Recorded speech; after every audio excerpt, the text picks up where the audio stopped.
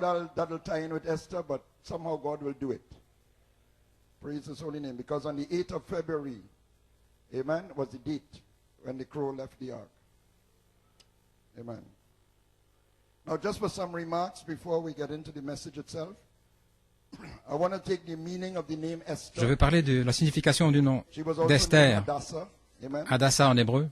And I'll take the meaning of Hadassah first. The name Le nom Hadassah is derived from the est dérivé du mot hébreu Hadass, qui signifie l'arbre myrte, un myrte. Et ceci vient du rabbin Shmuel Eliezer Edels, qui explique que comme l'homme est comme un arbre des champs, les justes sont appelés des myrtes, semblables à de bons arbres avec une odeur agréable. Et le Talmud, l'un des écrits des Juifs, explique aussi pourquoi la reine Esther était appelée Hadassah. Mais avant, laissez-moi vous expliquer un petit peu les écrits juifs. Parmi les livres, vous avez tout d'abord la Torah. Ce sont les 5 premiers livres de Moïse, ce qu'on appelle aussi le Pentateuque. Et c'était le livre le plus sacré chez les Juifs, la Torah, les 5 premiers juifs de Moïse. Et puis vous avez les prophètes, et puis tous les autres livres qui ne sont pas des 5 premiers, ni des prophètes, sont les écrits. Mais on ne peut pas comprendre la Torah, à moins qu'il y ait des enseignants pour vous enseigner. C'est comme la Bible, vous avez besoin de quelqu'un pour vous. Ainsi, de génération en génération, il y avait des docteurs, des enseignants qui venaient, qui se transmettaient de bouche à oreille. Et ces enseignements donc étaient transmis de bouche à oreille. Alors il fut décidé de les écrire parce qu'il y avait des révoltes avec les Grecs qui tuaient les docteurs. Donc ils ont décidé d'écrire ces enseignements sur la Torah avant que ces docteurs ne disparaissent. Et ces écrits, ces enseignements sur la Torah, on les connaît comme étant la Mishnah, des enseignements sur la Torah. Et de temps en temps, nous arrivons au Talmud maintenant. C'est peut-être un peu confus, mais vous allez comprendre clairement. De temps en temps, les rabbins écrivaient des commentaires sur la Mishnah, la Torah, et ces commentaires étaient rassemblés et écrits également. Et c'est connu comme étant le Talmud, donc des commentaires sur la Mishnah et la Torah. Un rassemblement de sermons prêchés par les rabbins. Donc c'est comme des gens derrière la chaire qui prêchaient. Et ceci était aussi rassemblé et ça s'appelle les midrash. Maintenant tout ceci, ça semble être une confusion, mais laissez-moi expliquer. Nous avons la Bible. Et pour nous c'est notre Torah. Nous avons le prophète. Et le prophète vient et il enseigne tant de choses que nous n'avons jamais vues dans la Bible. Et ces enseignements sont dans des brochures et sur des bandes. C'est notre Mishnah, Mishnah Torah. Et même le prophète n'est pas facile à comprendre. Nous avions besoin d'un apôtre pour nous expliquer. Et il a aussi des bandes et des brochures. Maintenant, ça, c'est le Talmud, les commentaires sur la Mishnah. Et puis, nous avons des prédicateurs qui viennent derrière la chaire, qui prennent la Bible, la Torah, les écrits des prophètes, la Mishnah, le Talmud, les commentaires sur ces écrits, et nous prêchons. Et ça, c'est ce qu'on appelle Midrash. Donc, vous allez recevoir une Midrash ce matin.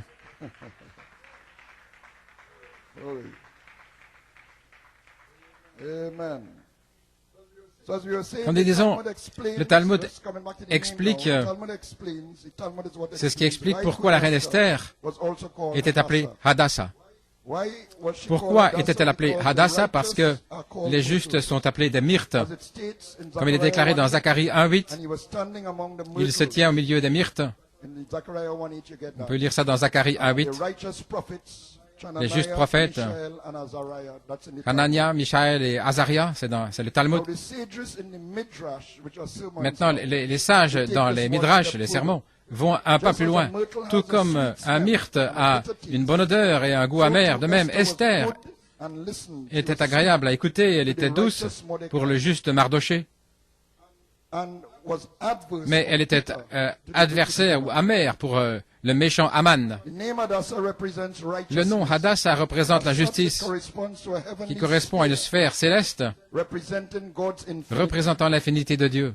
Le nom Esther dérive du mot hébreu Hesta. Beaucoup disent que Esther vient de Ishtar, la déesse de Babylone qui est devenue la déesse de Perse. Mais les Hébreux disent que cela vient d'un mot hébreu, Hesta, qui signifie ce qui est caché.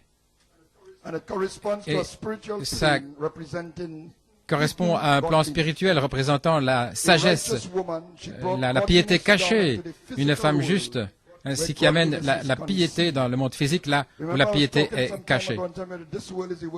Oui, ce monde est un monde qui est caché, olam, un monde matériel. C'est pourquoi ce monde cache. Il cache la piété. Il cache l'esprit. C'est caché à l'intérieur. Elle le tient à l'intérieur. Ça signifie aussi éternité lorsqu'on l'utilise en conjonction avec quelques mots comme un pays éloigné. Lorsque Elohim fut fait chair avec Michaël et Gabriel et qu'il est venu vers Abraham, ils ont demandé, d'où venez-vous? Ils ont dit, nous venons de loin. Olam, c'est quelque chose de caché. Sa véritable identité était cachée, c'est Esther, jusqu'au temps soit venu où il doit être manifesté. Mardoché a dit, ne divulgue pas le secret, ton nom. Mais c'est appliqué spirituellement. Ne divulguez pas qui vous êtes réellement en Dieu maintenant. Ne divulguez pas cela jusqu'à ce que le temps vienne où cela doit être révélé.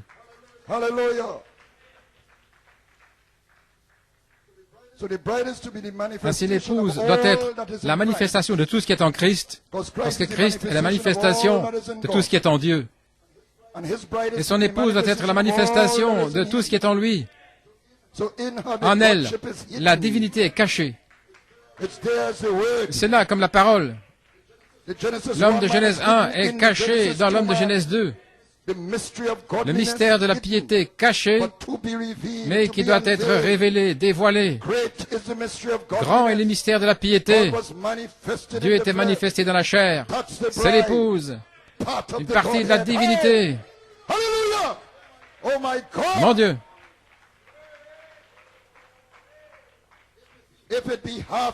Et si c'est même la moitié de mon royaume, cela t'appartiendra. J'ai la moitié, tu as la moitié. C'est la co-égalité. Pas j'ai 3/4 et toi 1/4. Pas j'ai tout et toi un petit peu. Non, vous allez avoir la moitié. Et j'aurai la moitié. La co-égalité. Alléluia. Et elle est comparée au myrte, selon son nom Hadassah. Elle est vêtue dans la justice des saints. Le nom ne signifie pas exactement justice, mais ça a à voir avec la justice. Les trois principaux événements dans le livre d'Esther, c'est le choix d'Esther comme reine, Esther qui entre chez le roi et fait sa requête, et puis le triomphe d'Esther sur Haman et ses conséquences. Donc, pour bien dire qui est cet Assuérus, dans le livre d'Esther, nous l'avons lu. Nous avons dit que c'est Xerxès Ier, et beaucoup d'érudits dans l'histoire maintenant parlent d'Xerxès, mais dans la Bible on l'appelle Assuérus, et beaucoup d'érudits sont d'accord, mais pas tous. La Bible s'interprète ainsi. Nous voyons que la Bible le confirme dans Daniel 11:2. Maintenant je vais te faire connaître la vérité. Voilà, il y aura encore 3 rois en Perse.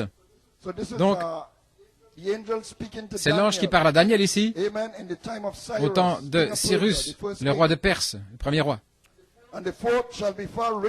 Et le 4e amassera plus de richesses que tous les autres, et quand il sera puissant par sa richesse, il soulèvera tout contre le royaume de Grèce.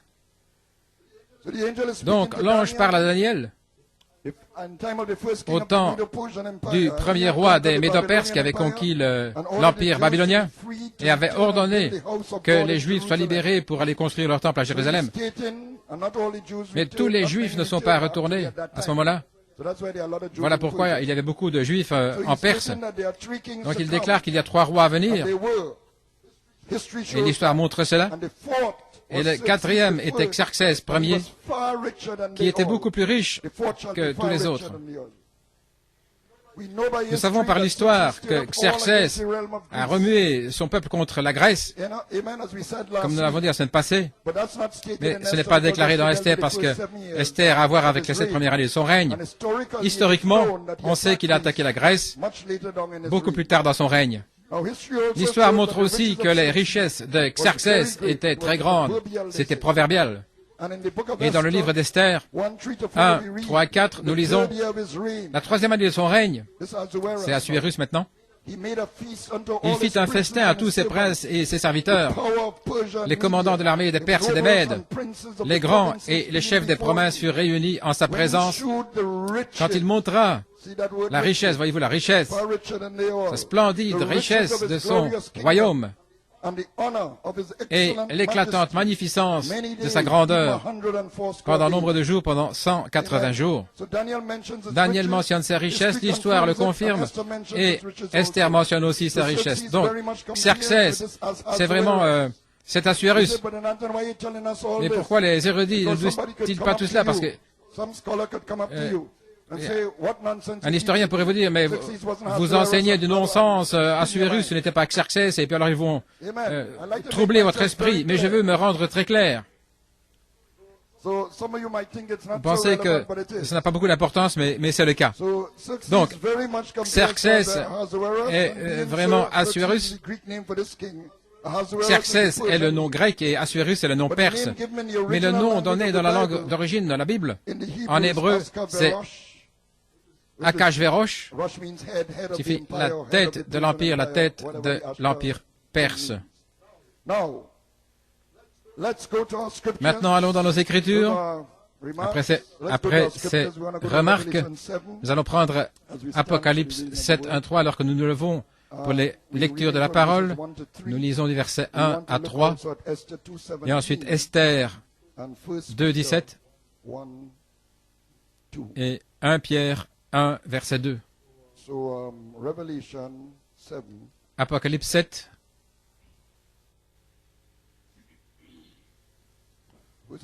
verset 1 à 3. Après cela, je vis 4 anges debout aux 4 coins de la terre. Ils retenaient les 4 vents de la terre, afin qu'ils ne soufflent point de vent sur la terre, ni sur la mer, ni sur aucun arbre. Et j'ai vu un autre ange qui montait du côté du soleil levant, et qui tenait le sceau du Dieu vivant. Il cria d'une voix forte aux 4 anges, à qui il avait été donné de faire du mal à la terre et à la mer. Et il dit, ne faites point de mal à la terre, ni à la mer, ni aux arbres, jusqu'à ce que nous ayons marqué du sceau le front des serviteurs de notre Dieu. Donc le jugement est retenu ici. Disons que le 7e sceau vient avant le 6e, mais le 6e vient quand même avant le 7e.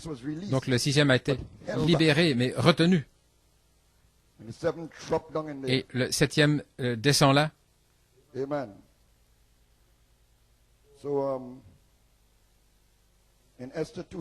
Esther 2, 17.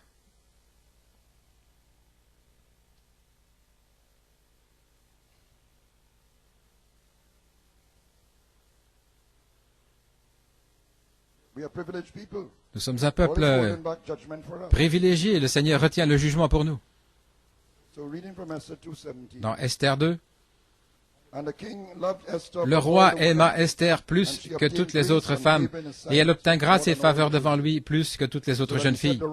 Il mit la couronne royale sur sa tête et la fit reine à la place de Vashti. 1 Pierre 1, verset 2. Un verset. Élu selon la préscience de Dieu le Père, par la sanctification de l'Esprit, afin qu'ils deviennent obéissants et qu'ils participent à l'aspersion du sang de Jésus-Christ. Que la grâce et la paix vous soient multipliées. Le Seigneur ajoute la bénédiction à la lecture de sa parole. Pouvez vous asseoir.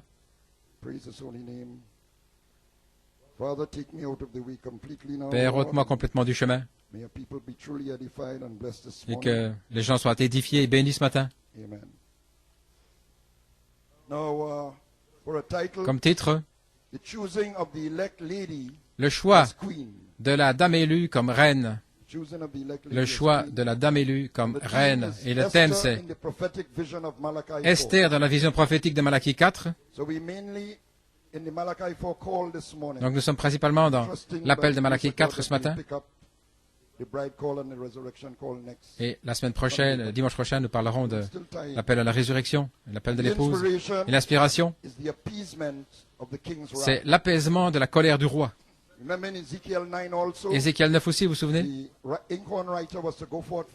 Le cavalier l'encrier devait sortir pour sceller les gens qui soupirent et gémissent à cause des abominations commises dans la ville. Et puis celui qui vient avec des armes de destruction vient après. Donc le jugement est d'abord retenu pour épargner les justes. Gloire à Dieu. Alors que vous avez étudié maintenant, ce roi avait 7 princes des Mèdes et des Perses qui voyaient toujours sa face alors qu'il était assis sur le trône. C'est dans Esther 1, 14. Il y avait auprès de lui Karshena, Shetar, Admata, Tarsis, Meres, Marsena et Memucan. 7 princes de Perse et de Mèdes qui voyaient la face du roi et qui occupaient le premier rang dans le royaume. Nous voulons saluer tous ceux qui sont connectés ce matin, à la fois localement et à l'étranger, tous ceux qui verront ce message par la suite. Que Dieu vous bénisse richement. Soyez bénis dans le nom de Jésus. Gloire à Dieu. Quand la Bible parle de voir la face de quelqu'un, ça veut dire être dans la présence de la personne, mais ça a aussi une plus profonde signification. La face est la seule part du corps par laquelle on peut dire ce qui se passe à l'intérieur de cette personne. Le sourire ou les rires montrent d'habitude le bonheur. Et si vous discernez, vous pouvez même dire si le sourire est fabriqué ou pas. On peut voir la tristesse, la haine, la malice, beaucoup de choses sur le visage que vous ne voyez pas avec d'autres parties du corps. C'est ce qu'on peut voir par le visage. Donc les 7 esprits de Dieu devant le trône, selon Apocalypse 1:4, correspondent aux 7 princes du roi qui voyaient sa face. Car l'Esprit de Dieu sonde les choses de Dieu, même les choses profondes. Il voit sa face. Il parle de sa nature intérieure, de ce qu'il y a à l'intérieur de lui, son être, parce qu'il voit sa face. Alléluia. Ce sont les 7 êtres célestes, les anges puissants qui sont venus de la nuée, les 7 esprits de Dieu, qui sont en fait un seul Saint-Esprit, mais en 7 parties, 7 volets, 7 manifestations. Alléluia. Jean saluait l'Église de la part des 7 esprits qui sont devant le trône. Alléluia.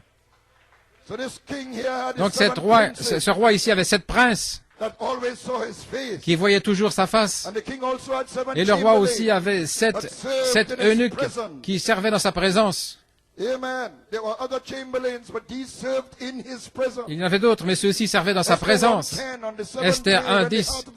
Le 7e jour, comme le cœur du roi était réjoui par le vin, il ordonna à Mehuman, Pizza, Arbona, Bigta, Abacta, Zétar et Carcasse, les 7 eunuques qui servaient devant le roi Assuérus. Il y en avait d'autres, comme j'ai dit, mais ceux-ci étaient dans sa présence.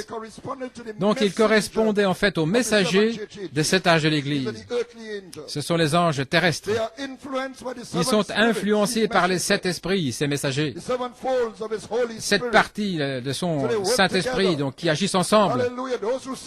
Ceux qui voient sa face, son être. Les anges terrestres, les hommes que Dieu a envoyés dans chaque âge, ils apportent le message de Dieu, la pensée de Dieu. Pour les gens dans chaque âge, il leur dit ce qu'il y a dans le cœur de Dieu. Ce sont les chambellans, les eunuques, qui servent dans sa présence. Apocalypse 1:20, le mystère des 7 étoiles que tu as vu dans ma main droite, et les 7 chandeliers d'or, les 7 étoiles, sont les anges des 7 âges, des églises. Et les 7 chandeliers que tu as vus sont les 7 églises. Ainsi, les messagers sont dans la droite du roi, dans sa puissance. Voilà ce que signifie la main droite, sa puissance, la vertu, la puissance, pour apporter la parole de rédemption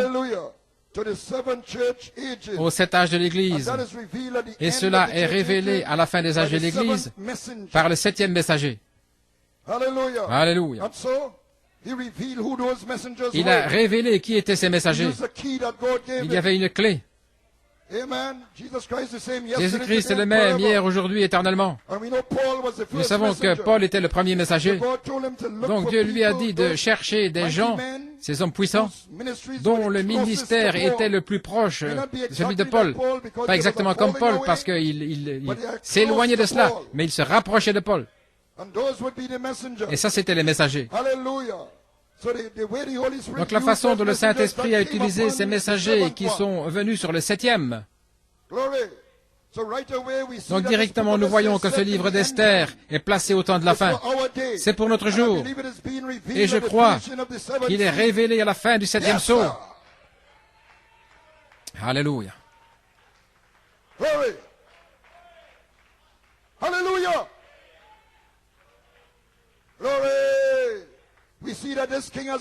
Nous voyons que ce roi a une reine, Vashti. Il a fait sa reine dans le réveil pentecôtiste de 1906, où le roi est venu en personne, la divinité de Jésus-Christ. La Bible dit que Vashti était belle à regarder, donc le roi a une grande fête pentecôtiste pour tous les serviteurs de son royaume. Le réveil de 1906 s'est répandu depuis une étable transformée en église, avec un homme qui louchait comme pasteur, Seymour, et la beauté de sa sainteté, bien que rejetée et moquée, a été vue à travers l'Amérique. On a pu la voir en Angleterre, alors que ça s'est répandu par la prédication de Jeffries, Bosworth, Price, Wigglesworth. Ça s'est répandu jusqu'en Chine et les enfants d'Adulam. On a pu voir à Pune en Inde, comme nous avons entendu la semaine passée. Elle était belle à voir. Elle portait une couronne de vie. À Pune en Inde, ils ont eu ce réveil de 1906. Wow. Ainsi, le roi était tellement fier d'elle qu'il voulait la montrer lorsqu'il avait ses fêtes, dans sa présence, devant les princes et le peuple. Et il a réalisé qu'elle devenait populaire, elle a perdu un petit peu son focus, sa cible, un petit peu dans le monde, des mouvements spirituels, pendant des années et des années. C'était le mouvement pentecôtiste. Les campagnes pour gagner des âmes devenaient des campagnes pour se faire de l'argent. Et nous le voyons clairement aujourd'hui. Ça devenait pour gagner des membres, pour faire du nombre, plutôt que de gagner des âmes.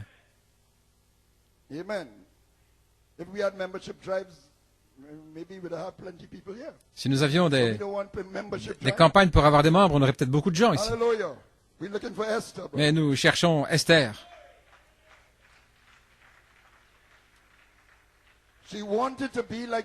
Elle voulait être comme les grandes dénominations. Ainsi, après ce grand réveil de Pentecôte, le roi a fait une fête de 7 jours pour ceux qui étaient dans le palais. Vous me suivez? Parce que vous l'avez lu. Esther 1:5. Lorsque ces jours furent écoulés, le roi fit pour tout le peuple qui se trouvait à Suse, la capitale, depuis le plus grand jusqu'au plus petit, un festin qui dura 7 jours dans la cour du jardin de la maison royale.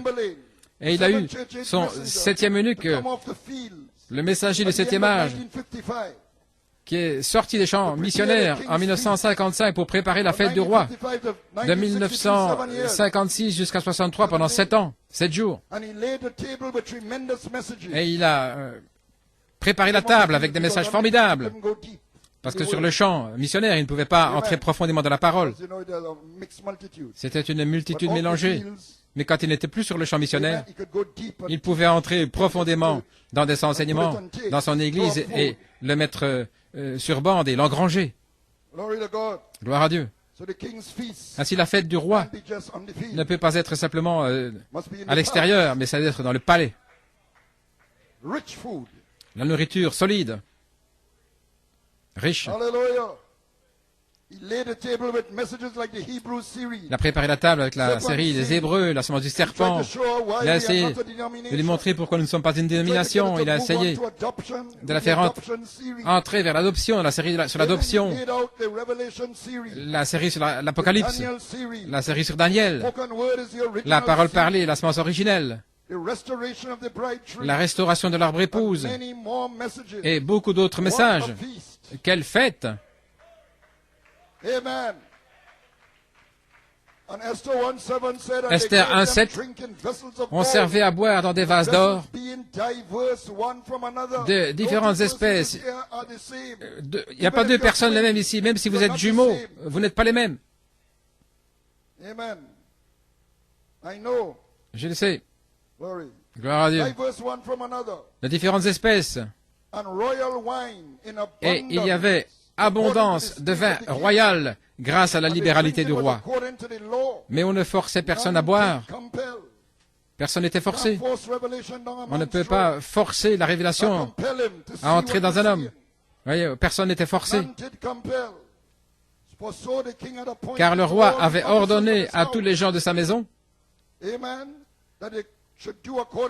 de se conformer à la volonté de chacun. Donc c'était des vases d'or, des coupes d'or, mais personne n'était forcé.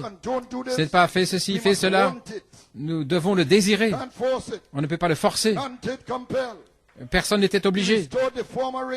Il a restauré la première pluie, d'où elle s'était éloignée depuis le temps de la première église. Il a rectifié les points en suspens, les vérités perdues dans les âges de l'église. L'esprit qui était sur Paul, Irénée, Martin, Colomba, Luther et Wesley est venu sur William Branham et il a prêché ces messagers dans la série sur l'Apocalypse, les 7 eunuques, les 7 âges. Et le 7e âge a demandé à Vashti de sortir de sa propre fête pour venir à la fête du roi. Il a envoyé son serviteur pour appeler Vashti, sortez de l'Odyssée. Alléluia. Il l'a prophétisé dans Messieurs, est-ce le signe du temps de la fin? À la fin de 62, il a prophétisé de la vision des 7 anges qui allaient venir. La nuée des 7 anges. Venez à la révélation des 7 sceaux. Le roi dans un appel de Malachie 4. Sortez de l'Odyssée. Sortez du milieu d'elle, mon peuple, et soyez séparés. Alléluia. Laissez-moi montrer ta beauté, Vashti, mais ça doit se faire dans ma fête, pas dans ta propre fête. Mais Vashti ne pouvait pas prendre la parole et elle a refusé de venir. Elle ne voulait pas apporter ses dons de langue et de prophétiser soumis à la parole du roi. Encore bien moins amener ses dons de ministère comme des femmes prédicateurs, etc. Elle a dit, vous voulez que j'accepte la semence du serpent et pas de Trinité et tout cela? Gloire à Dieu. Laissez-moi dire quelque chose ici. Le roi naturel de Perse était un être humain. C'est un type. Il ne savait pas que Vashti ne viendrait pas et que finalement il allait choisir Esther pour être reine. Mais notre roi connaît toutes choses. Par préscience, il savait que Vashti allait refuser de venir à la fête du roi des 7 sceaux. Mais étant juste, il lui a quand même donné l'occasion de venir. Et notre roi aussi, par préscience, a choisi Esther pour être reine avant la fondation du monde. Nous sommes choisis en lui avant le commencement. Élus par la préscience de Dieu. Que la grâce et la paix vous soient multipliées avec abondance dans le royaume éternel, dans notre Seigneur et Sauveur Jésus-Christ. Ainsi, avant la fondation du monde, il a mis Vashti sous le 6e sceau, le jugement de la tribulation, le sceau de sa colère. Et il a mis Esther sous le 7e sceau, le livre de la rédemption, ce qui est le livre dans le livre. Est-ce que vous me suivez? Êtes-vous avec moi? Ceux qu'il a préconnus comme une pensée, dans la pensée d'Élohim, il les a prédestinés comme une semence parole dans le Logos, dans la voix vivante de Dieu. Le Logos, c'est la voix vivante. Dans le Logos, nous sommes des semences du germe même et de la vie de Dieu lui-même. Et cette vie, ce caractère était notre nom dans le livre de vie. La vie de l'homme de Genèse 1, le Saint-Esprit. Et ces semences paroles collectivement sont la partie féminine du Logos, comme Ève était la partie féminine d'Adam, mâle et femelle. La co-égalité, ils étaient co-égaux, comme frère Tim nous a dit. Après la chute, la femme devait être soumise à l'homme, mais pas avant la chute. Et nous devons retourner là. Ève était la partie féminine d'Adam. Ils étaient faits à son image, mâle et femelle. Donc si nous avons été faits à son image, mâle et femelle, alors d'une manière ou l'autre, il doit aussi être mâle et femelle. Parce que d'où vient la partie féminine? Si nous sommes à son image. Si ce n'est pas à son image. D'où cela vient-il? Et la partie féminine, c'est notre Esther. Comme Adam et Ève, par la création, ont été créés pour régner sur la terre, co-égaux avant la chute. Comme le roi dit à Esther, tu auras même la moitié de mon royaume. La co-égalité. Ainsi, Christ et son épouse sont prédestinés à régner sur la terre par la rédemption, à travers la rédemption. Il devait l'amener par la rédemption parce que c'est un rédempteur. Notre roi avait un triple mystère au fond de sa pensée qu'il a gardé secret pour ce jour, ce qui est l'identité d'Esther. Oh, nous ne pouvions pas prêcher Esther avant maintenant. Alléluia. Et la troisième partie de ce triple mystère en est la perfection. Restaurer le royaume qui est tombé par le premier Adam, là où il marchait dans la fraîcheur du soir pour avoir communion avec eux. 3 est le nombre de la perfection. Donc la troisième partie du mystère, la partie parfaite, qui est rendue parfaite dans cette partie-là. Adam et Ève à nouveau, co-égaux en Éden, ayant la domination. Et par le sang, nous y revenons. La rédemption. C'est là où ils avaient la domination sur la terre. Un titre de propriété purifié pour l'héritage de la terre. Donc c'est critique. Voilà pourquoi je dis ceci. Si c'est ainsi, si Adam et Ève doivent régner de manière en co-égalité, et voilà ce qu'il en est de la rédemption, alors il est critique, très important, que le roi ait sa reine. Parce que la rédemption, ça doit être homme et femme, mâle et femelle, régnant sur la terre. Le roi ne peut pas le faire tout seul. Sinon, il brise sa parole s'il fait cela. La parole ne sera pas accomplie. Si la rédemption signifie ramener,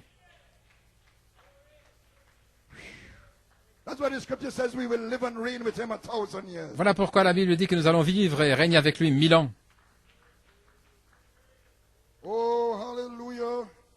Alléluia. C'est de là que nous sommes tombés et nous devons revenir dans cet état perdu ou cette condition perdue. Blessed be the name of the Lord. I think I'm just kind of, excuse me, I have to get back my notes.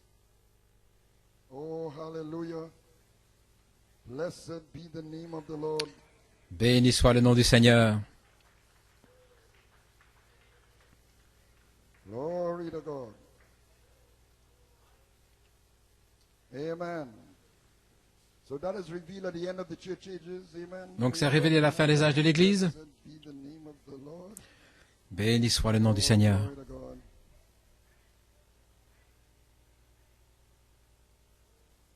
I probably should have let you all wait a little longer. Oh boy. I see what happened. Now the bridegroom has already overcome. L'époux a déjà vaincu All power. et a toute puissance. He is glorified. Il est He has glorifié. a glorified body. Il a un corps So glorifié. his queen must also be a glorified Ainsi, bride. sa reine doit aussi être une épouse glorifiée.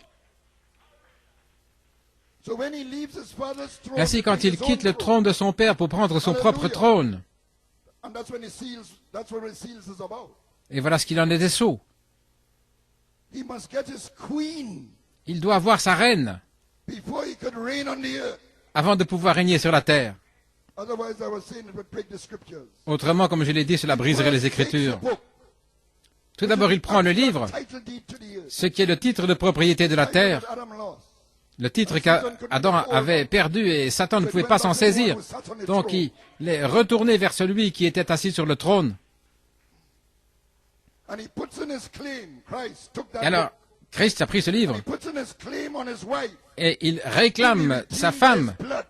qu'il a rachetée par son sang. She's in the blood section of the book. Elle est dans la section du sang du livre. Redemption deed. Le titre de la rédemption et Vacheté et le reste du monde sont sous les 6 sceaux End in judgment. qui se terminent dans le jugement. For some. Un temps de purification pour certains, purification des vierges folles. Amen. And I'm bringing out of the 144,000. Puis nous arrivons après aux 144 Glory 000. to God. But it's Gloire à Dieu. judgment. Et c'est le jugement. So after the 7-year feast, Après la fête des 7 années, puts on his wig of judgment. il revêt sa You know perruque that de cloud jugement. is his wig of judgment? Oui, la nuée blanche, sa perruque Amen. That's de where the jugement. judges get that from, you know. C'est de cela que les Not the other juges way around. It's, le reçoivent. he puts on his wig of judgment. Il revêt sa perruque de Amen. jugement, And he comes down. il descend, Amen. In a cloud of 7 angels on February et 28, une nuée de 7 anges, le 28 février 1963, il prêche 6 sceaux par son 7e serviteur, son 7e messager, That whole denominational outfit that would become, that would be, and what would become of it Et rather under the 6 il seals. prêche contre tout The ce king système was very dénominationnel. wroth. Et le roi était très en colère, quand on peut lire le livre d'Esther. He declared that the 7th seal broke. Et il a déclaré que le 7e sceau était brisé, mais pas encore révélé, Under there. parce qu'Esther se trouvait là-dessous. He took counsel with his 7 spirits. Il a pris le conseil de ces 7 esprits, c'est que le conseil avec lui-même, le conseil de sa propre volonté. Et Esther, dans 1,16, dit que Memucan, il est le 7e prince. Donc nous parlons du 7e ange dans la constellation, celui avec les ailes déployées, celui avec le 7e sceau. Alléluia. C'est lui qui a parlé. Il typifie celui-là. Et Esther était sous le 7e sceau. Et ce sont ici ses paroles dans Esther 1,16 lorsque Memucan a parlé. Vashti la reine a mal agi, pas seulement envers le roi, mais c'est aussi envers tous les princes et tous les peuples qui sont dans les provinces du roi Assuérus.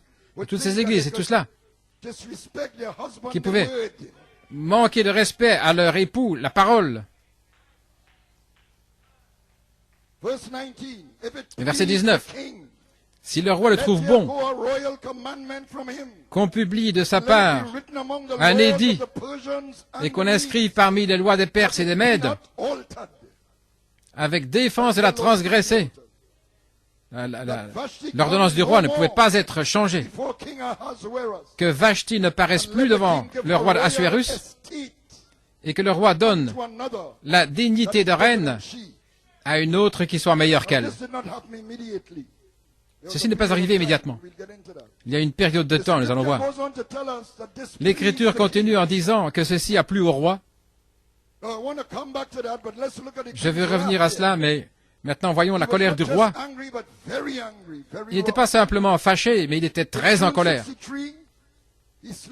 En juin 1963, il transmet le mystère, le triple mystère dans le 7e sceau, dans Christ, le mystère de Dieu révélé. Tout ce qui était en Elohim fut déversé en Christ, le Fils de l'homme. Tout ce qui était dans le Fils de l'homme doit être déversé dans l'épouse. Ainsi le royaume sera restauré de là d'où nous sommes tombés en Éden.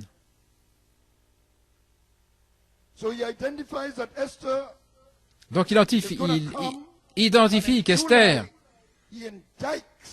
va venir, et au mois de juillet, il condamne le monde des églises. Et il prêche un message qui s'appelle l'accusation. Et là, il condamne le monde des églises pour avoir crucifié une deuxième fois Jésus-Christ. Ici, le peuple le plus saint. Là, dans le lieu le plus saint. Le peuple le plus saint. Ils ont crucifié d'une mort la plus terrible. Lui, la personne la plus sainte. La parole. En rendant la parole de Dieu sans effet.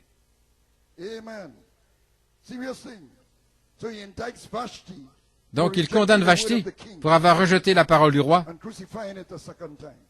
et le fait de l'avoir crucifié une deuxième fois. À la fin de cette accusation, il ordonne à Mardoché. Il ordonne frère Coleman et frère Hunt. Et vous verrez que Mardoché, on ne le mentionne pas avant une autre saison dans le livre d'Esther. Il vient au 2e chapitre. Alors, en septembre 63, il place Esther sous le signe. Et il met Jésus-Christ, la parole promise, au tribunal. Après le jugement vient le tribunal. Et quand c'est une accusation, on ne peut pas plaider coupable ou non coupable. Parce qu'il y a une charge contre vous. Est-ce que j'ai raison, frère Sylvester? Il y a une accusation, donc vous ne pouvez pas plaider non coupable. Donc c'est une accusation sérieuse. Donc il a mis Christ au tribunal.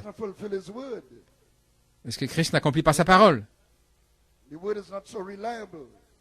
La parole n'est pas si digne de confiance.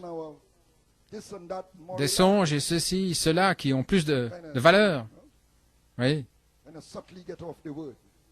Ils sortent de la parole. Ils mettent leurs songes en premier, leurs expériences en premier, ceci en premier, et cela. Mais la parole, il la laisse de côté. Donc il met Christ là au tribunal.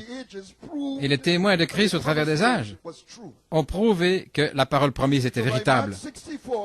En mars 64, sa colère a presque fait s'enfoncer l'Alaska. Très en colère.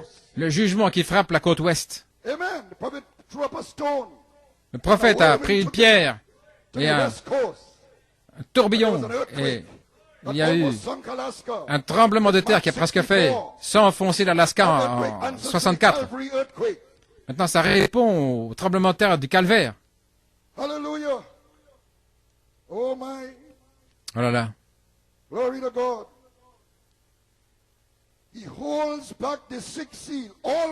Il retient, il a presque fait s'enfoncer l'Alaska, mais il l'a retenu.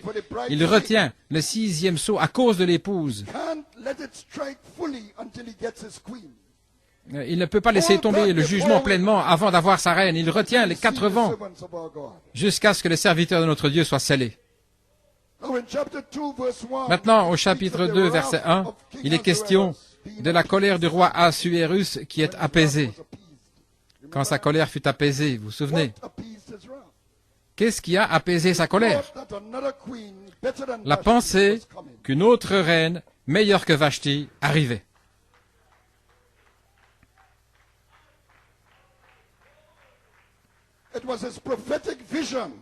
C'était sa vision prophétique d'une épouse à venir.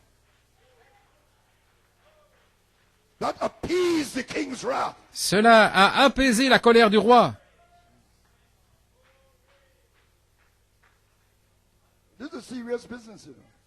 C'est quelque chose de sérieux. Même si vous n'êtes pas d'accord, c'est sérieux, les choses dont je parle.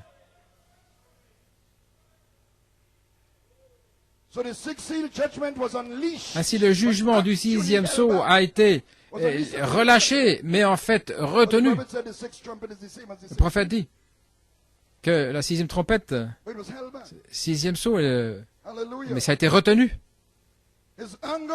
Et sa colère a été apaisée afin qu'Esther puisse venir. Et c'est elle qui va prendre le jour de vengeance contre Haman. C'est elle qui va déclarer la colère du roi, parce qu'elle sera un avec lui. Elle sera une avec lui.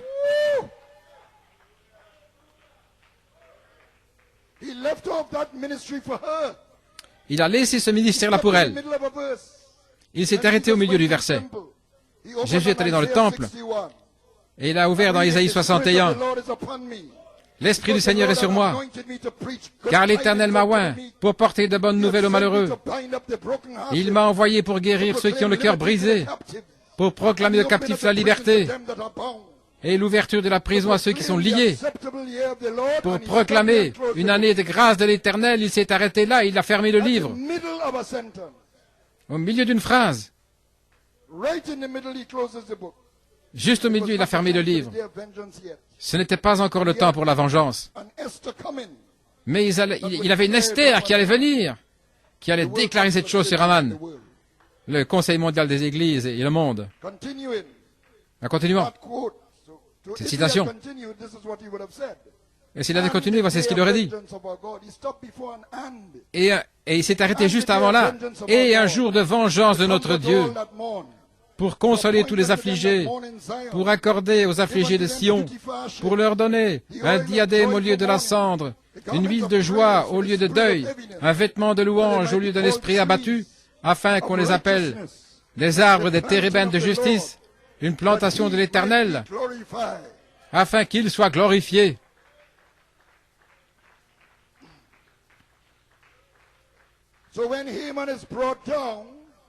Donc quand Haman arrive, alors, la semence royale va être consolée. Elle deviendra la plantation de l'Éternel, des myrtes, des arbres de justice. Alléluia. Mais l'épouse doit premièrement prendre le jour de vengeance. C'est le véritable ministère de l'épouse. Nous manquons parfois cela. Tout l'amour et la grâce et la miséricorde. Et Dieu est bon, aimable. Nous avons tendance d'oublier que le ministère de l'épouse, voilà pourquoi Jésus il a laissé ce verset-là, c'est pour prendre le jour de vengeance. Esther, c'est vraiment comme le myrte. Elle peut être très douce, mais ne franchissez pas cette ligne. Autrement dit, les bornes de mon père. Pas avec Esther. Elle a la pensée du roi. Et elle peut être très en colère. Dans l'esprit. Pas dans la chair, dans l'esprit.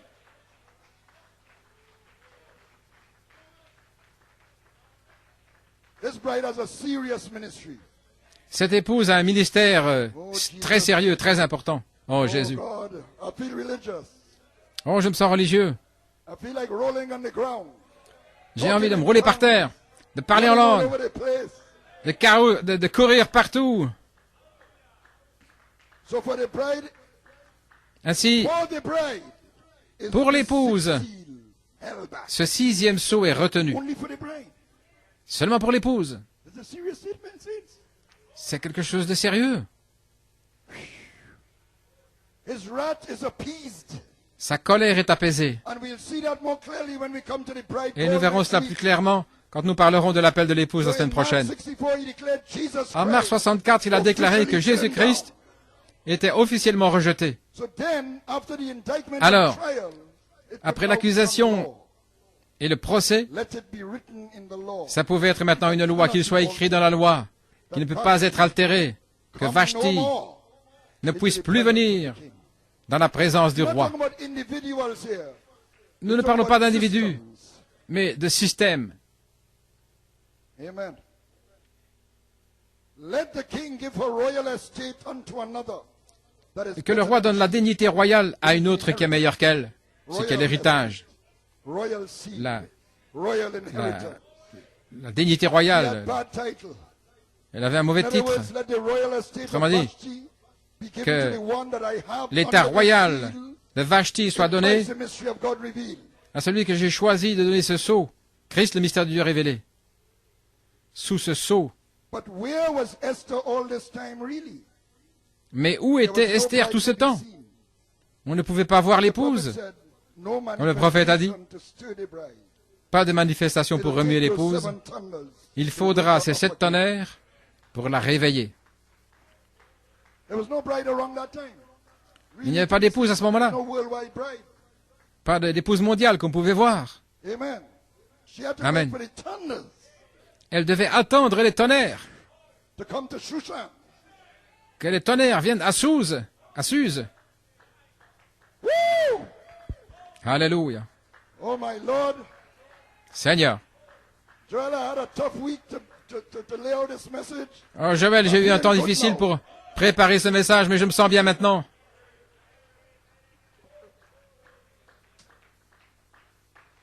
Unlike Vashti, contrairement à Vashti, elle répondra aux 7 voix des 7 messagers. N'est-ce pas merveilleux?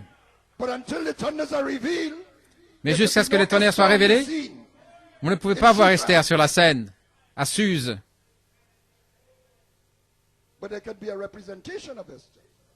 Mais il pouvait y avoir une représentation d'Esther. Parce que nous sommes dans la vision prophétique, dans l'appel de Malachie 4. J'apporte ici cet appel de Malachie 4. Si vous regardez attentivement, vous pouvez voir Esther en regardant attentivement. Et un Mardoché en formation, là, des événements à venir, dont on voit l'ombre. Au commencement de 62, 5 planètes se sont alignées dans les cieux. Et le prophète a déclaré que c'était la naissance d'une église dans son enfance. Le prophète a déclaré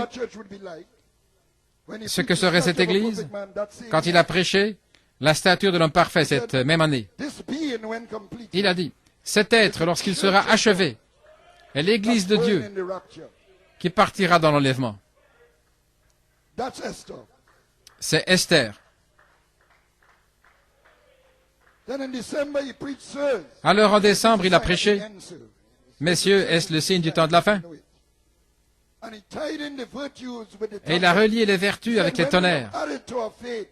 Il a dit que nous avons ajouté à notre foi la vertu, la justice, etc. Est-ce que c'est le mystère des tonnerres qui vont ramener la pierre de fête? Est-ce que les tonnerres signifient cela, mes frères? Cela se peut-il? Il n'a pas dit clairement, parce qu'elle devait avoir la révélation pour elle-même, pour répondre par révélation à l'appel. Alléluia. Dans le palais du roi.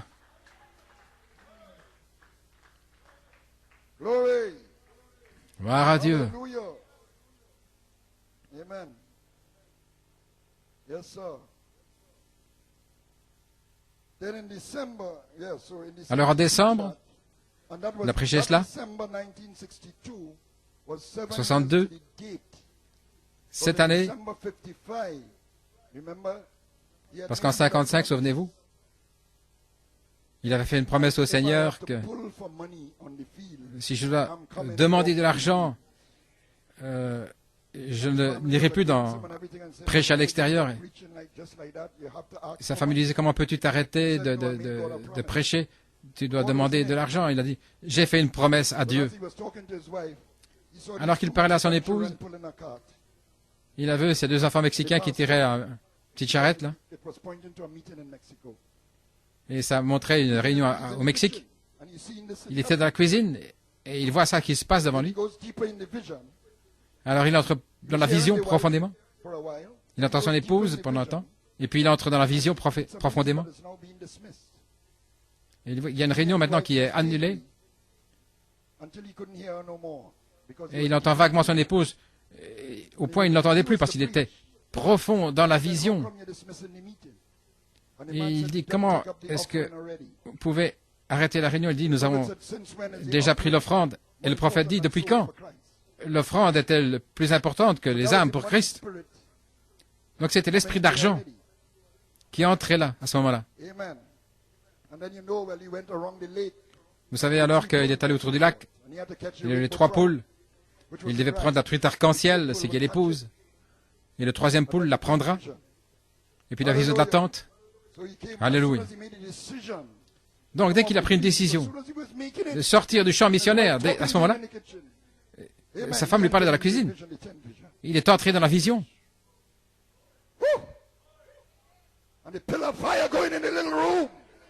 Et la colonne de feu est venue dans la petite pièce, lui disant, je te rencontrerai là. Ce sera le 3e poule.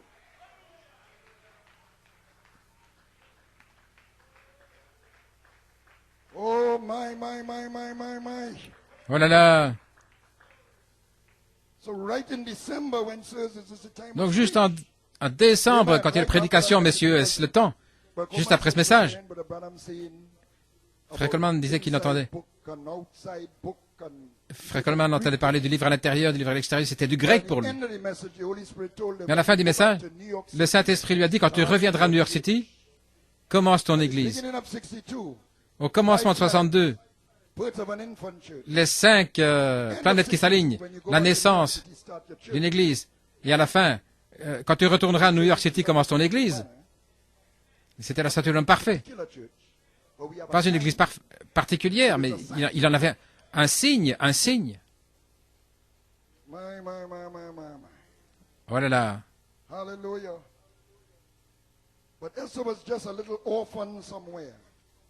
Mais Esther était juste une petite orpheline quelque part, écoutant Mardoché sous la forme de la parole du prophète, comme ça a été compris par son pasteur. Mardoché avait élevé Esther comme sa propre fille. C'était des cousins, mais c'était comme un grand cousin. Il était employé par le roi. Il travaillait dans le palais. Il était dans le message. Mais il y avait une discrimination contre lui parce qu'il était juif. Discrimination raciale. À la fin du message, il lui a été dit de commencer son église. Et dans les années 50, vous savez que le prophète avait déjà dit, observez New York. Il a dit, prenez bien note de ce que je vous ai dit, il y a quelque chose au sujet de New York. Maintenant, notre roi attendait que le 7e sceau soit identifié avec la venue du Christ. Dans le cri, la première partie de la venue du Seigneur. Bien que le sceau ait été brisé en mars, en octobre-novembre, le prophète disait, le 7e sceau est ouvert, mais pas encore révélé, attendant d'être identifié à la venue de Christ. Et Christ vient dans un cri, une voix et une trompette. Le prophète est celui qui amène le cri. C'est qui est le message. Il attendait que le 7e sceau soit identifié avec le cri. La venue de Christ. C'est le premier volet de sa venue. Et la première partie du 7e sceau, ce sont les tonnerres, nous savons cela. C'est la même chose. Les tonnerres, c'est le cri. Parce que les tonnerres ont fait entendre leur voix et ont donné un message prophétique. Et c'était le cri. Les gens pensent à la dynamique quand les tonnerres font entendre leur voix. Mais les tonnerres font entendre leur voix comme étant l'ouverture de la parole. C'est le message du cri. C'est Jésus-Christ. Le prophète a fait sa part. Dans 2 poules, il a restauré la première pluie. Mais en fait, c'était Christ qui a apporté le cri, le faisant sortir des tonnerres.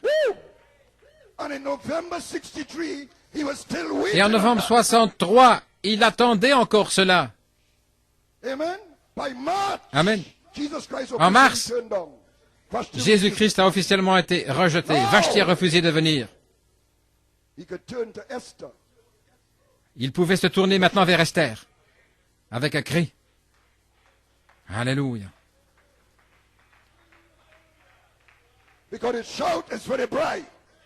Parce que le cri est pour l'épouse, seulement pour l'épouse.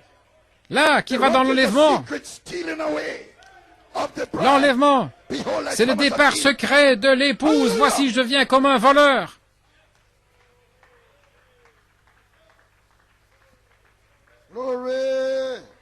Gloire à Dieu.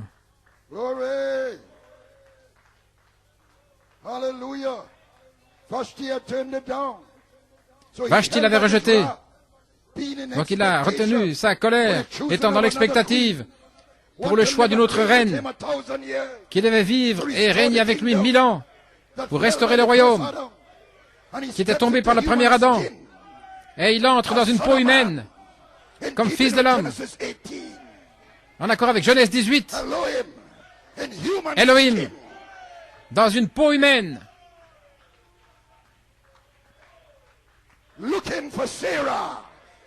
cherchant Sarah, le type de l'épouse.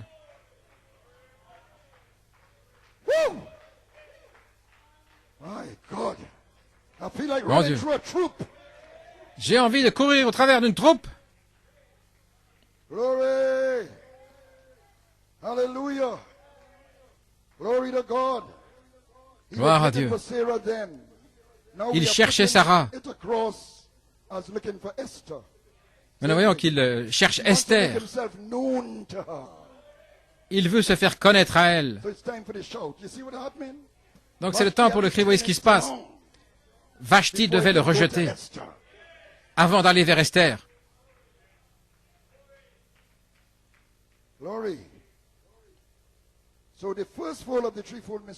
Ainsi, la première partie du triple mystère va commencer.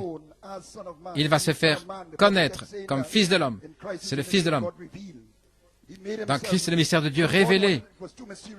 Dieu, c'est trop mystérieux pour se faire connaître. Donc, il voulait que les gens le connaissent. Donc, il s'est fait chair, fils de l'homme, pour se faire connaître. Et c'est le cri.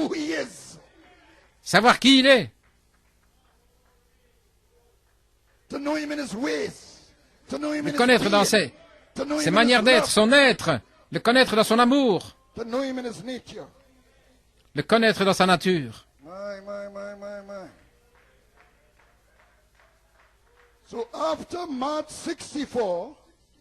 Après Mars 64, toute sa cible est sur l'épouse. Après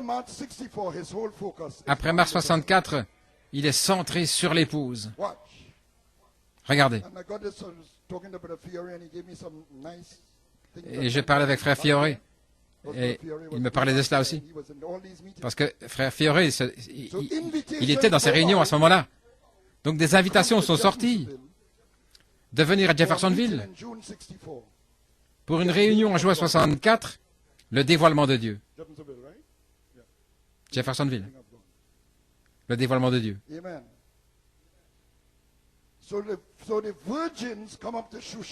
Si les vierges viennent à Suse, pourrait-on dire, et une petite orpheline, Esther, avec son Mardoché, était là. Maintenant, frère Coleman avait saisi que Dieu était dévoilé à ce moment-là, mais il percevait que New York n'avait pas saisi. Qu'il avait fait. C'était un beau message pour beaucoup. Quand je suis venu dans le message, pour moi aussi, je pensais que c'était un beau message. Le dévoilement de Dieu. Oh là là, c'est un beau message. Mais je ne savais pas que Dieu était dévoilé. Mon Dieu. Mais frère Coleman l'avait saisi. Oui, cet esprit de Mardoché sur lui. Il a prêché l'étrange oddball ce soir-là. L'original. Gloire à Dieu. Il y avait une discrimination et tout ce qui se passait là. Des écrits contre frère Coleman, il prêchait trop durement. Dans le oddball. Mardoché était un juif dans l'empire perse, un de ceux de la captivité. Les esclaves étaient captifs, n'est-ce pas? Mais il était béni. Mardoché a été béni. Et nous avons vu cette bénédiction revenir le 4 janvier. Que Dieu te bénisse richement, mon précieux frère.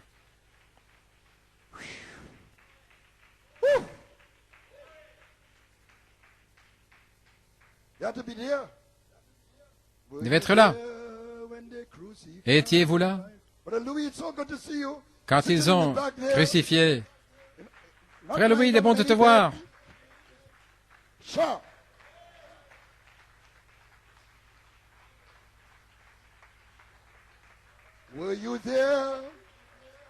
Étiez-vous là quand il nous a bénis?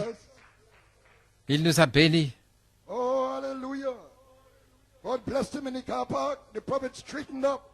Dieu l'a béni dans le parking, le prophète a redressé ses épaules, il est allé vers lui. Il a dit, frère Coleman, je te cherchais. Que Dieu te bénisse. Et ce que Dieu a béni, personne ne peut maudire. Dieu était dévoilé ce matin-là. Hallelujah. LSCB, you are blessed.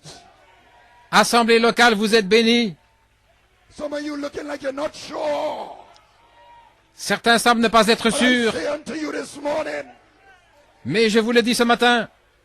God has blessed you. Dieu vous a béni.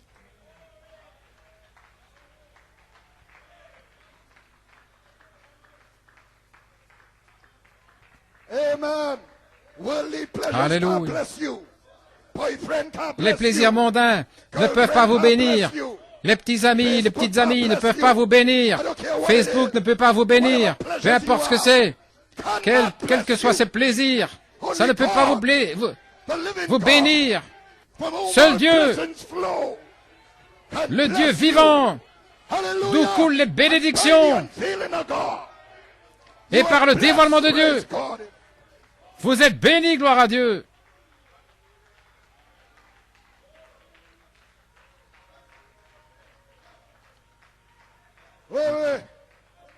Alléluia.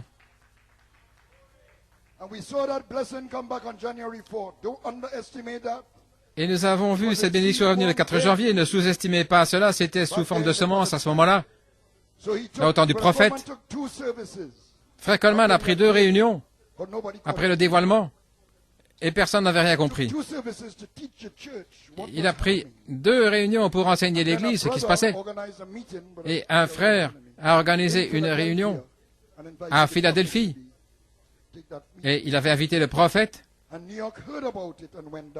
Et New York en a entendu parler et ils sont allés aussi le 29 juin. C'était une centaine de personnes. C'était pas une grande réunion, mais c'était le tour d'Esther, d'entrer dans la présence du roi. Esther par représentation. Et le message était de la même inspiration. Venez au dévoilement du Dieu puissant devant nous. C'était adressé directement à Esther. Venez au dévoilement du Dieu puissant. C'est comme cela qu'il appelait Esther. Il y avait une centaine de personnes, il y en a qui dormaient. Mais Dieu était en train d'être dévoilé. Et New York poussait des cris. Parce qu'ils avaient reconnu que Dieu était dévoilé. Parce qu'ils avaient entendu ce que Mardoché avait à dire. Alléluia. Quand ils sont entrés là, ils ont reconnu la semence parole. C'est le message du roi. Et il est là, en train d'être dévoilé, maintenant même. Et le roi, dans cette chair du Kentucky, s'est tourné vers eux. Je suis identifié avec ce groupe qui sait, qui connaît l'Esprit de Dieu, qui sait qu'il est dévoilé.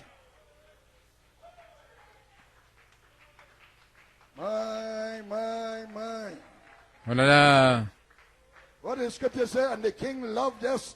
Que disent les Écritures? Et le roi a aimé Esther au-dessus de toutes les autres vierges.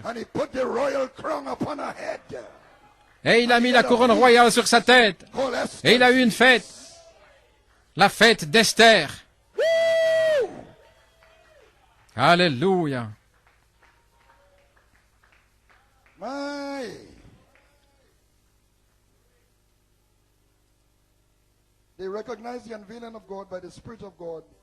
Ils ont reconnu le dévoilement de Dieu dans la simplicité, par l'Esprit de Dieu, une centaine de personnes. Certains dormaient. Vous voyez comment Dieu fait les choses? Reconnaître. Si vous ne reconnaissez pas, vous ne pouvez pas avoir la foi. Vous pensez simplement, eh bien, vous ne pouvez pas avoir la foi. Mais si vous pouvez voir, au-delà du voile, au-delà de la simplicité, ce que Dieu est en train de faire, alors vous pouvez avoir la foi. Parce que la foi, c'est entendre, reconnaître la voix de Dieu. Le roi a dit qu'elle me plaît, car sans la foi, il est impossible de me plaire. Et la foi est au temps présent. Oh là là, ce myrte Hadassa, elle avait un goût amer dans la bouche à cause de son passé malheureux. Mais ce jour-là, elle a reçu un goût qui était doux, une bonne odeur. Sa foi avait reconnu ce que Dieu faisait au temps présent. La foi est maintenant. Elle n'est pas collée au passé comme en 2011 ou quelque chose comme cela, ou en se demandant ce que Dieu va faire dans le futur. Mais la foi, qu'est-ce que Dieu est en train de faire maintenant même, alors que vous êtes assis là? Qu'est-ce que Dieu est en train de faire maintenant même? Voilà où se trouve la foi. La foi est toujours au temps présent. Par la simplicité, on peut le manquer. En cherchant de grandes choses. Quand j'ai entendu parler des tonnerres dans le message, quand j'entendais le tonnerre, je me demandais si c'était le tonnerre qui retentissait, Dieu qui retentit. Je m'attendais à quelque chose de grand. Quand les tonnerres étaient venus comme les vertus, la semence en moi a tenu ferme à cela. Je ne comprenais même pas. Mais quelque chose résonnait. Je savais que c'était la vérité. Mais pour d'autres, c'était trop simple. Les vertus, oh là là. Ils ont méprisé les faibles commencements. Donc elle me plaît par sa foi au temps présent. Gloire à Dieu. Sa foi reconnaissait ce que Dieu faisait au temps présent. Et voilà où elle était. Venez au dévoilement du Dieu puissant devant nous. La capacité de reconnaître Dieu au temps présent est un signe d'élection. Quand le nom nouveau est prêché, elle le reconnaît. Quand la page 304 est prêchée, elle réclame cela. Quand la note clé est frappée, elle embrasse cela. Quand on lui dit qui elle est, une partie du roi, une partie de la divinité, elle l'accepte. Elle ne le combat pas. Elle prie à ce sujet jusqu'à ce que ça touche le but. Alléluia. Quand le sceptre de la vertu lui est tendu, elle le touche par la foi.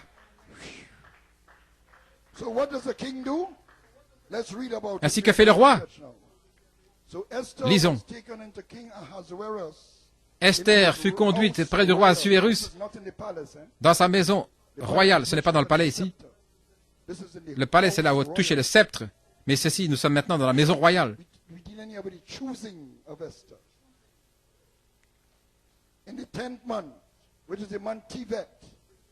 Le 10e mois, qui est le mois de Tévet, la 7e année de son règne.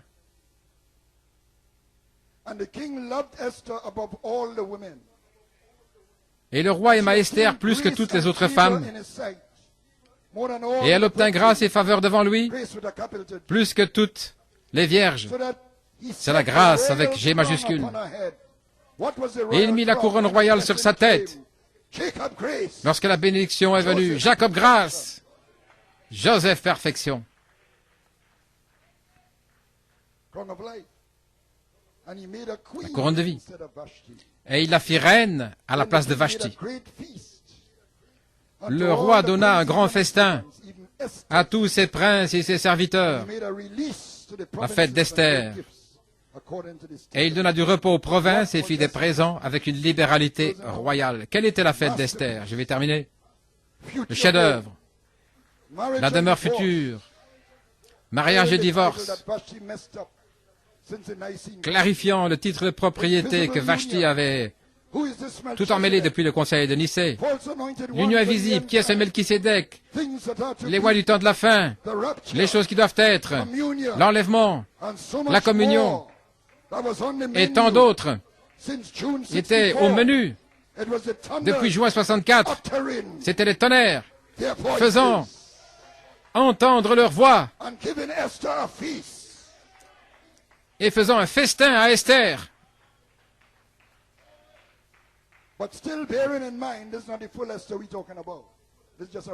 Mais ce n'est pas la pleine Esther dont nous parlons ici, c'était une représentation d'Esther. Gardez bien ça à l'esprit. Alléluia. Tout ceci était prophétique, comme signe. Nous le voyons aujourd'hui à travers l'appel de Malachie 4, mais ça devient plus clair dans l'appel de l'épouse. Le choix d'Esther est un processus qui se déroule dans le temps, accompli déjà dans l'éternité, mais elle a fermé son appel et son élection. Ainsi, peut-être que le Seigneur usera de grâce à compléter ce livre à travers l'appel de l'épouse et l'appel à la résurrection dans la 3e phase de cette série. Ainsi, j'espère que c'était une bénédiction pour vous ce matin. Que Dieu vous bénisse richement.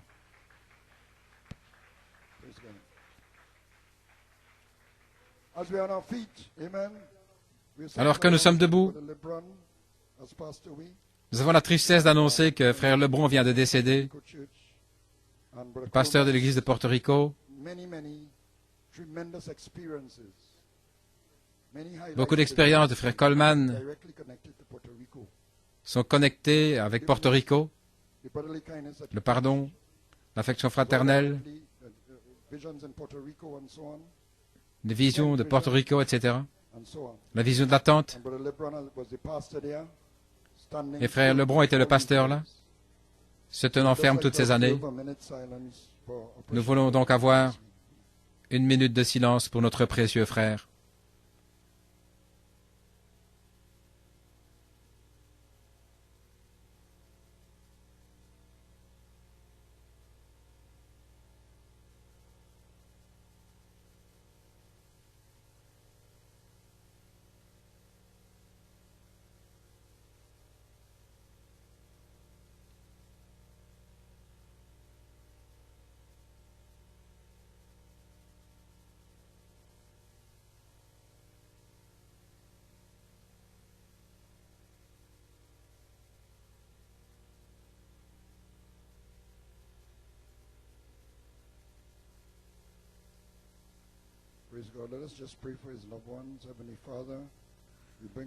Prions pour ses bien-aimés. Père bien-aimé, nous apportons devant toi son épouse, les bien-aimés, dans ce temps de deuil, à la perte d'un précieux soldat. Père béni,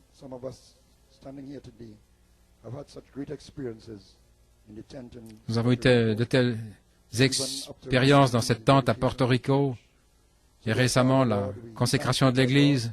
Ainsi, Père, nous te remercions pour la fermeté de Porto Rico toutes ces années. Nous prions une bénédiction spéciale sur la famille de Frère Lebron, dans le nom de Jésus. Amen.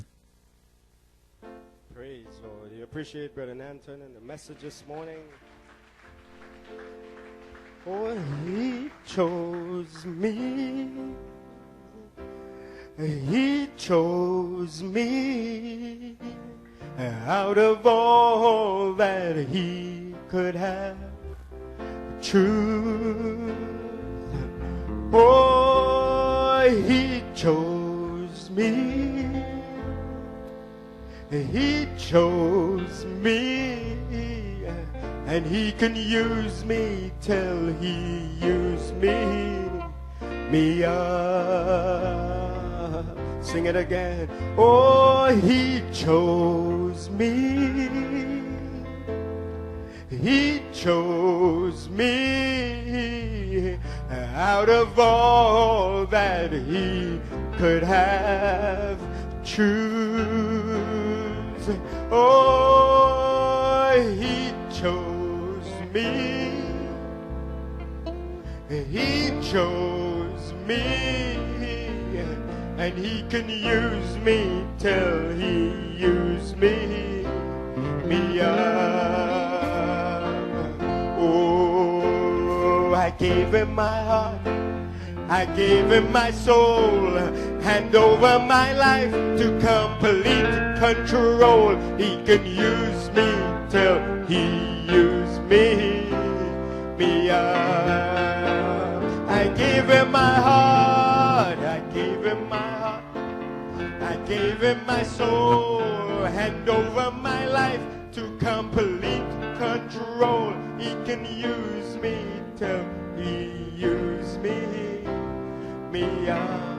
Oh, let Esther raise her hand and sing, he chose me, he chose me.